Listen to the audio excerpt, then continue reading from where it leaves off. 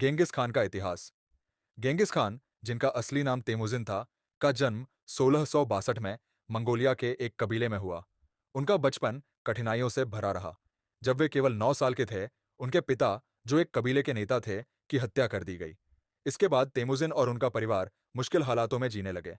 Temujin ने अपने किशोरावस्था में ही अपने कबीले को एकत्रित करने की कोशिश की। उन्होंने अपने दोस्तों और सहायक व्यक्तियों के माध्यम से एक मजबूत संघ बनाने का प्रयास किया। धीरे धीरे उन्होंने अन्य कबीले के नेताओं के साथ संबंध स्थापित किए और उन्हें अपने साथ जोड़ने में सफल रहे। 1206 में तेमुजिन को गेंगिस खान का खिताब दिया गया, जिसका अर्थ है सभी का शासक।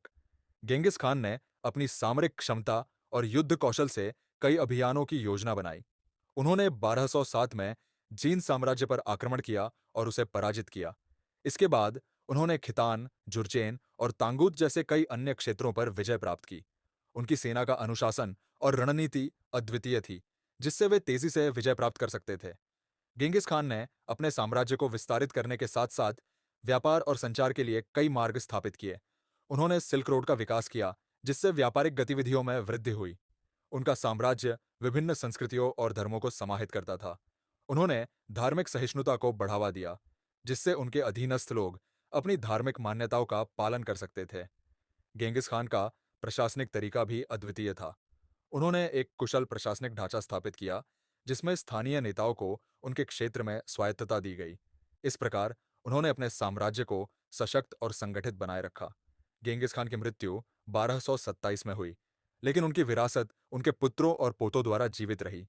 उनके साम्राज्य का विस्तार उनके बाद भी जारी रहा और मंगोल साम्राज्य विश्व के सबसे बड़े साम्राज्यों में से एक बन गया। उनके शासित क्षेत्रों में विज्ञान, कला और संस्कृति का विकास हुआ। गेंगिस खान की जीवन गाथा केवल युद्ध और विजय की नहीं, बल्कि एक महान नेता और प्रशासक की भी है। उनकी रणनीतियां और नेतृत्व कौशल ने उन्हें इतिहास के सबसे प्रभावशाली व्यक्तियों में से एक बना दिया। आज भी गेंगिस खान को एक महान सम्राट के रूप में याद किया जाता है, जिनकी विरासत मंगोलिया और पूरे विश्व में महसूस की जाती है।